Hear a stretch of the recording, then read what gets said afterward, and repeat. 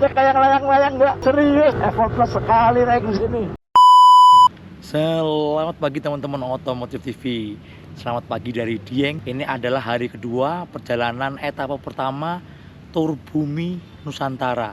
Nah di hari kedua ini karena rutenya lebih banyak tikungan, naik turun sampai ke Dieng itu kan yang lumayan tinggi. Jadi saya akan cerita lebih banyak tentang performa mesinnya, terutama penggunaan turbo WSUV-nya.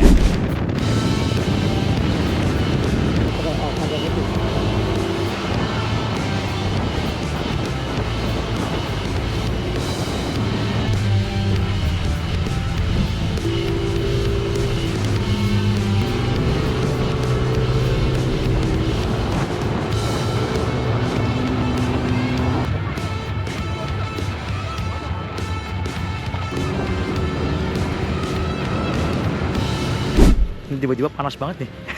Mataharinya udah langsung nongol tuh sana tuh.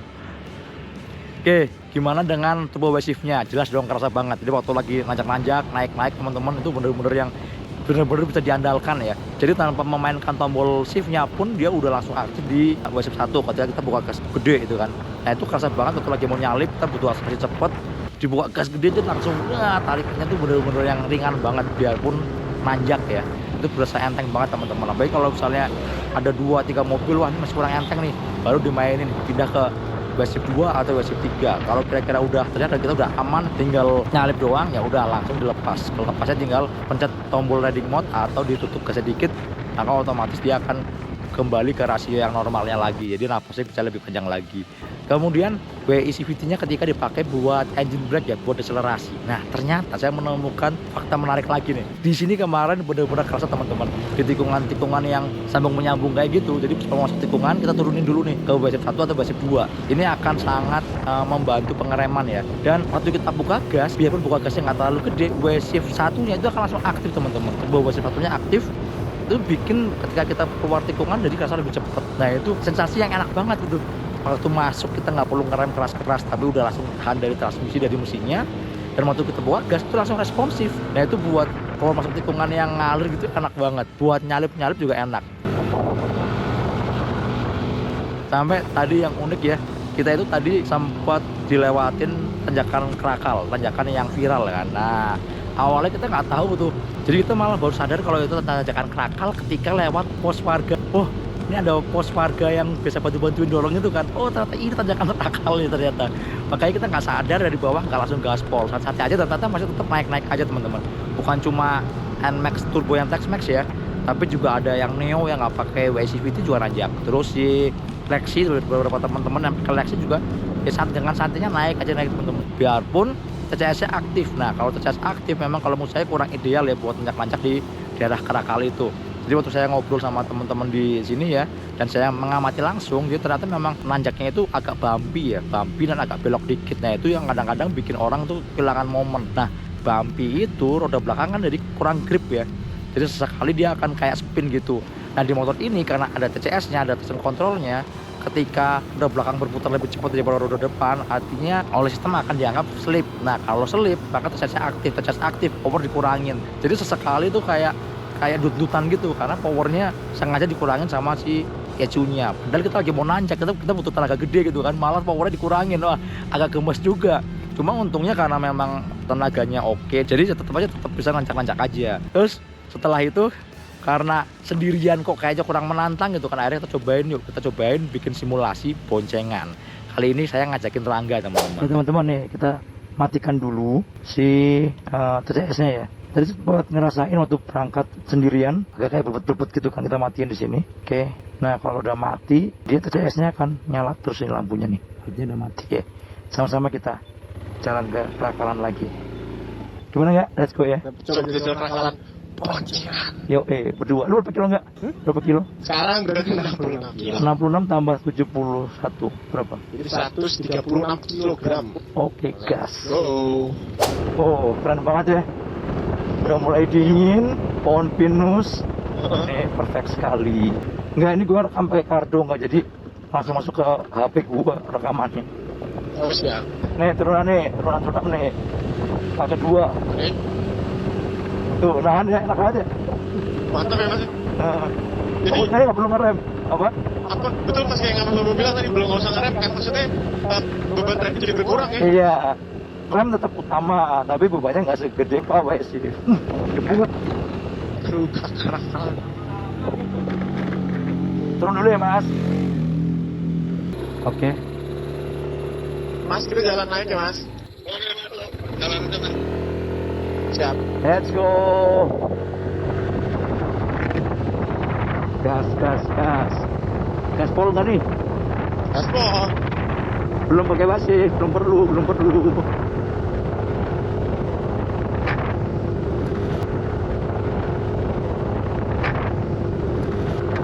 Ini nggak pakai pasif nggak?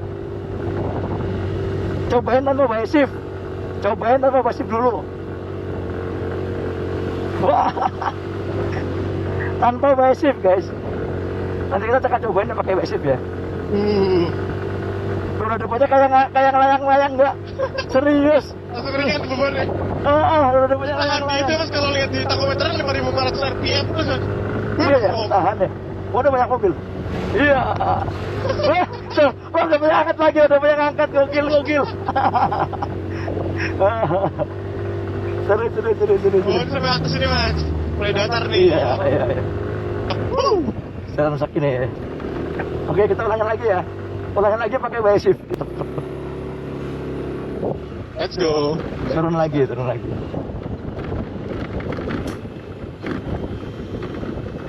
Nah ini nggak lihat nih.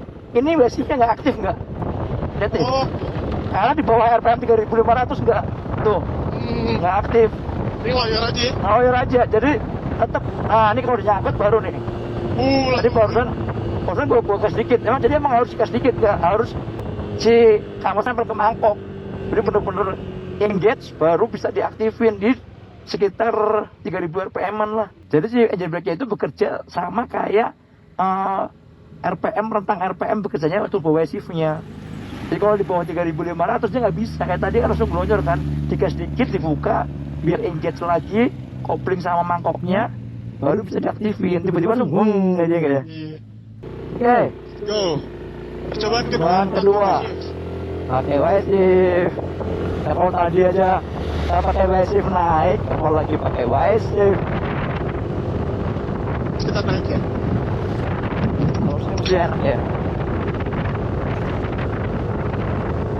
Mulai ya. 1, 2,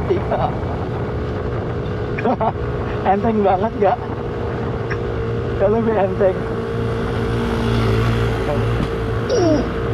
Shock breakernya kena mentok guys. Bottom ini dahsyat banget. Coba lebih enteng ini, enteng banget. Ini engage aja nih. Iya kan? Wah, effortless sekali naik di sini. Wah, gokil. Mantap. Wah, torsinya gokil ya. Iya. Coba nggak berapa derajat nggak? Lihat nggak? Asal aja. Berapa nggak? 20-an. 20,4. 20,4 derajat ternyata. Oke. Let's go. Dan sepanjang ini, panjang banget ya. Nah, kan sampai ngos-ngosan tuh. Nah, ini lihat ini belum engage. Nah, kalau udah engage, dia baru bisa. Nahan banget. Oh.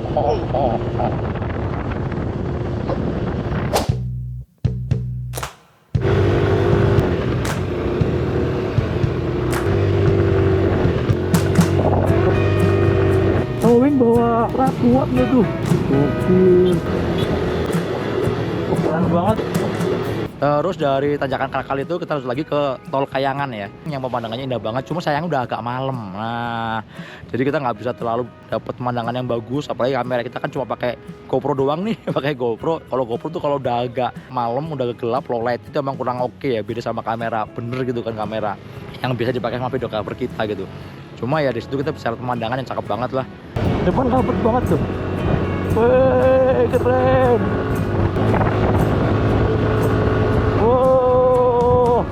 Wah, mantap. Mantap sekali, tebal banget rambutnya.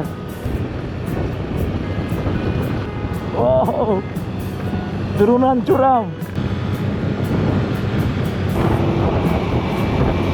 Terus ada beberapa titik geothermal kan, jalan naik turun, wah cakep banget sini. Nah mulai agak sore, agak malam, gimana dengan lampunya? Nah lampunya ini ternyata LED proyektornya itu punya karakter yang lumayan terang ya. Kalau dibanding versi yang sebelumnya sih better ya.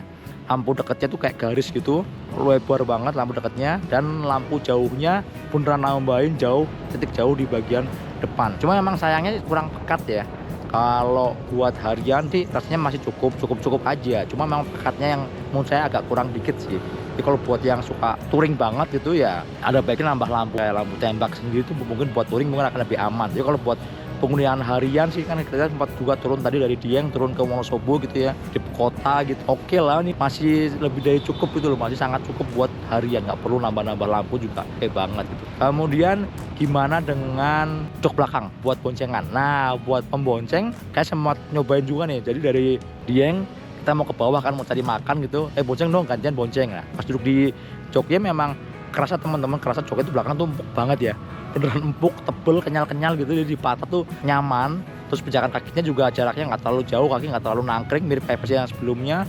Footstepnya juga itu juga lumayan ngegrip teman-teman, di sepatu tuh dikit gitu ya, nggak terlalu licin. Cuman catatannya adalah di NMAX ini masih mirip kayak versi sebelumnya, jadi nggak terlalu panjang. Saya celana ukuran 36-37, ini kerasa teman-teman, kerasa bagian belakang pantat itu agak kurang tercover ya. Apalagi kalau yang boncengin yang di depan ridernya tinggi, mau kan kita harus agak mundur dikit kan. Nah itu yang bikin sedikit kurang nyaman sih. Tapi untungnya joknya tebel, jadi buat jalan kemarin tuh naik turun sekitar 20 kiloan aman-aman aja. Masih anak-anak aja teman-teman gitu. Lalu apa lagi ya? Lalu kemarin kita yaitu sih paling di Wonosobo cari mie ongklok ya. Mie ongklok yang makanan khasnya Wonosobo ya. Ini khas Wonosobo. Kuahnya tuh kental-kental gitu. Enak enggak? Enak. Nah kan ini pecinta mie ayam. Gimana nggak menurut lu nggak? Enak banget. Enak banget kan? Kuahnya tuh kental tuh. Rasanya tuh rich. Rich. Betul. Kalau kayak Siberian. Rasanya kaya apa, Bro? Rasanya rich. Rich banget rasanya. Rich banget, mantap. Ya, apalagi pakai tempe kemul dan sate sapinya yang rasanya manis-manis gitu. Mantap. Oke, hari ini kita mau perjalanan menuju ke Prambanan. Jadi ada Maxi Day 2024 yang kick off-nya yang paling besar digelar di Prambanan. Nah, kita akan sama-sama jalan ke sana. Dan yang menarik adalah perjalanan dari Dieng, Wonosobo, terus lewat Magelang sampai ke Prambanan di Yogyakarta. Kita tuh dilewatin jalur yang nggak biasa, jadi banyak banget tikungan yang kita akhirnya bisa merasakan kalau motor ini agility-nya tuh enak banget ya. Buat tikung-tikung tuh beneran yang presisi banget, terus suspensinya juga better kalau dibanding sama versi yang sebelumnya. Kalau tanya pegel apa enggak selama perjalanan ini ya kalau menurut saya sih nggak pegel-pegel banget ya, karena suspensinya memang sudah di-improve kan, depan belakang sekarang lebih nyaman. Jarak main yang belakang juga lebih panjang, yang depan nggak mentok-mentok banget, terus joknya juga masih sama kayak versi sebelumnya yang empuk gitu kan, kenyamanannya masih oke. Nah itu bikin perjalanan lebih santai ya, nggak pegel-pegel banget lah. Kemudian berapa kursi bahan bakarnya, ternyata dari kemarin hari pertama Pantura, terus kedua yang naik turun sampai ke Prambanan kita dapat 42 km per liter. Terus saya sempat lihat motor-motor yang lain ya, juga mirip-mirip sih, ada yang 43, ada yang 42 ya, reses gitulah. Kemudian saya suka juga adalah ini teman-teman, navigasinya Garmin Street Cross-nya. Ini bikin kita nggak deg-degan ketinggalan rombongan kan, karena titik kita mau kemana bisa langsung ditentukan dan langsung nongol directionnya di layar TFT-nya. Ini gokil sih, keren banget teman-teman, parah ya. Kemudian sampai di Prambanan ini juga mengagetkan. Kenapa? Kan sambutannya luar biasa. Begitu nyampe rombongan disambut sama tarian-tarian tradisional gitu kan. Terus backgroundnya keren banget. Backgroundnya langsung Candi Prambanan. Dan kali ini adalah masjid terbesar yang pernah ada ya. Ada lebih dari 1.500 bikers Maxi Yamaha yang datang ke sini dan di servis keren banget teman-teman. Jadi ada tenda-tenda bisa nginep di situ, ada panggung hiburan, ada komeng juga, komeng sama Adul juga datang gitu kan. Kira-kira itu keseruannya. Dan sampai jumpa di video berikutnya. Jangan lupa tonton terus Otomotif TV, nyalakan tombol notifikasi, like, subscribe, dan follow juga Instagram Otomotif_TV. Jangan lupa follow juga Instagram saya di Mas Popo pakai underscore di belakang. Oke, sampai jumpa di video berikutnya. Dadah.